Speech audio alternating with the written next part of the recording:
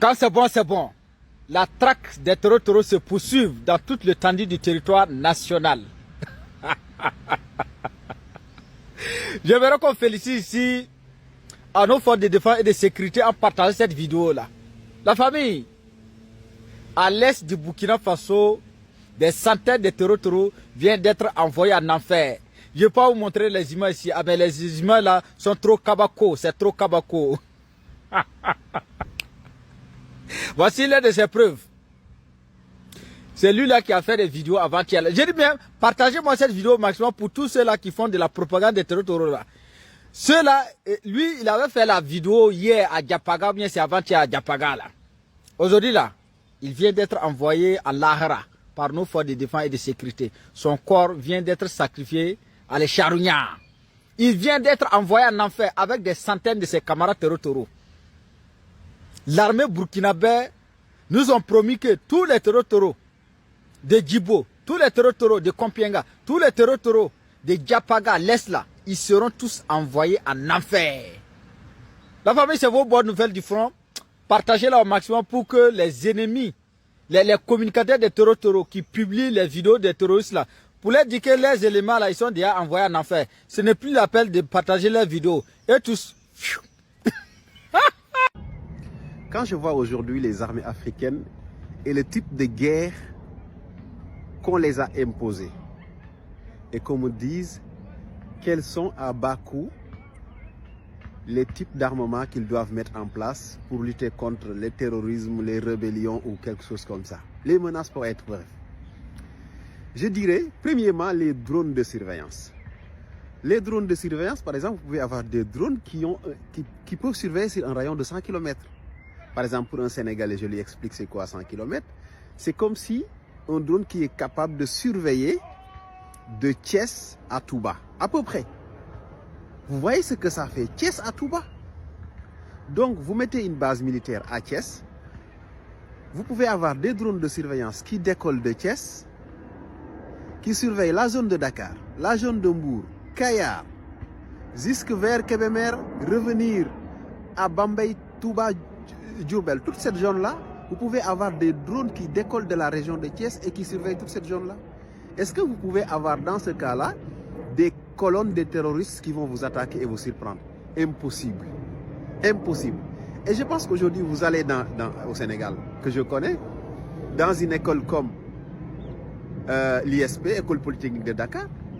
Mais vous savez, ces gens-là peuvent vous produire des dizaines et des dizaines de drones chaque année. Et je ne vous parle pas des autres écoles ou bien des personnes qui ont cette capacité au Sénégal de produire des drones. C'est leur passion. Même s'ils sont, pour la plupart, ce n'est même pas des ingénieurs, mais c'est juste des passionnés. Des passionnés. Les drones de surveillance, ça c'est l'élément numéro 1 sur lequel toutes les armées africaines doivent investir en masse. Parce que ce n'est pas cher, c'est efficace et ça dissuade. Parce que de loin, vous pouvez voir les colonnes, les trouver là-bas et les détruire. Maintenant, quand vous les détruisez, quand vous les trouvez à travers le drone de surveillance, qu'est-ce qu'il faut faire? Si vous n'avez pas cette facilité à vous déplacer, les chemins sont escarpés à la montagne ou la forêt. Mais les gars, les drones kamikazes, les drones FPV, vous les trouvez là-bas, vous les bombardez.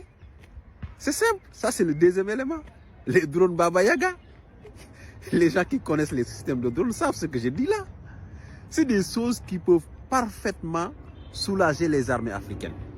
Ils sont efficaces, ils ne sont pas chers, ils ont une capacité de frappe extraordinaire.